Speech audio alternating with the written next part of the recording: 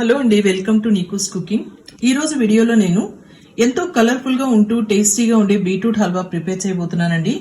దీనికోసం ఒక medium size 3 beetroot ని తురిమి తీసుకున్నానండి. తర్వాత ఒక కప్పు నెయ్యి తీసుకున్నాను, ఒక కప్పు కిస్మిస్ తీసుకున్నాను, ఒక కప్పు షుగర్ తీసుకున్నాను, కొద్దిగా మిల్క్ తీసుకున్నాను, తర్వాత క్యాషూ నట్ తీసుకున్నానండి. వీటితో పాటు ఒక కప్పు అన్స్వీటెండ్ కోవా కూడా తీసుకున్నానండి.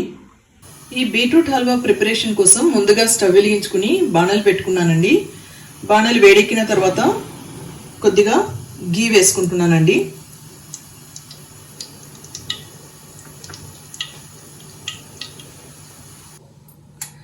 ఇప్పుడు గీ వేడెక్కిన తర్వాత ఈ బీట్రూట్ ని తీసి ఇందులో వేసి వేపుకోవాలండి.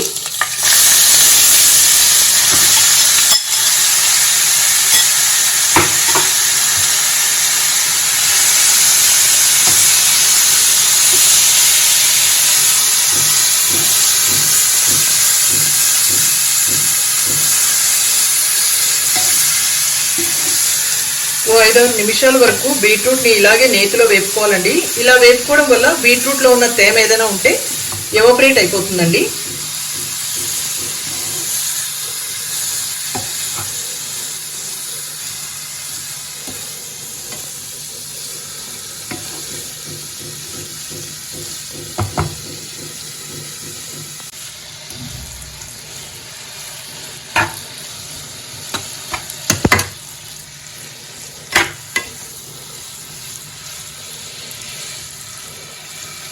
ఇంకా తేమ కొంచెం అలాగే ఉందండి.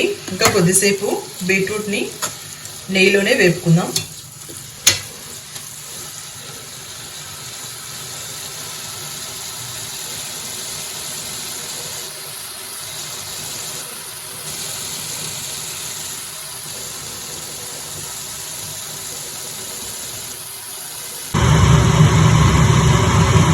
ఇందులో వాటర్ ఇంకిపోయిందండి. ఇప్పుడు కొద్దిగా 1 కప్పు వరకు పాలు పోసుకొని వేపుకోవాలండి.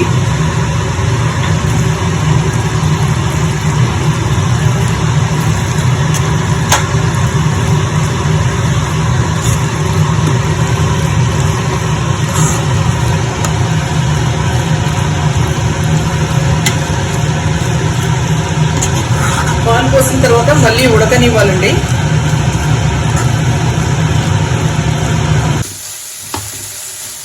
పాలు వేసిన తర్వాత 3/4 భాగం ఉడికిపోయిందండి.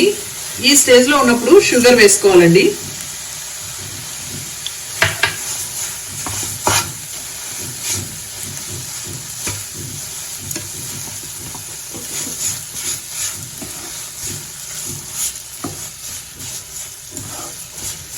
షుగర్ వేసిన తర్వాత మళ్ళీ కొద్దిగా నీళ్లుగా అవుతుందండి.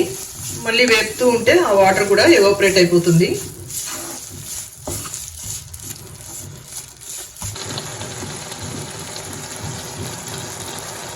ఇప్పుడు తీసి పెట్టుకున్న ఈ అన్స్వీటెండ్ కోవాని కూడా ఇందులో వేసేసుకోవాలండి. కోవా వేయడం వల్ల టేస్ట్ ఎన్హాన్స్ అవడమే కాకుండా టెక్స్చర్ కూడా చాలా బాగుంటుందండి.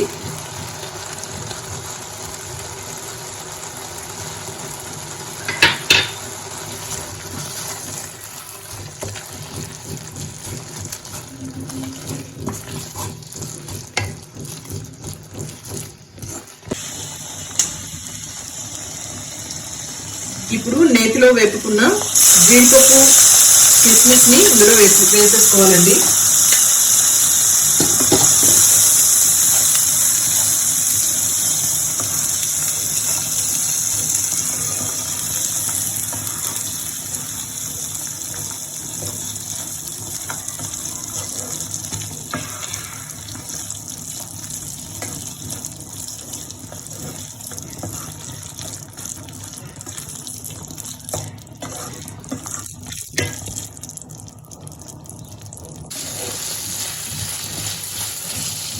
ఇంకా స్టవ్ ఆఫ్ చేసేసుకోవచ్చండి. మరి పేస్ట్ లాగా అయిపోకూడదండి. ఈ స్టేజ్ లో ఉన్నప్పుడు ఆపేసుకోవాలి.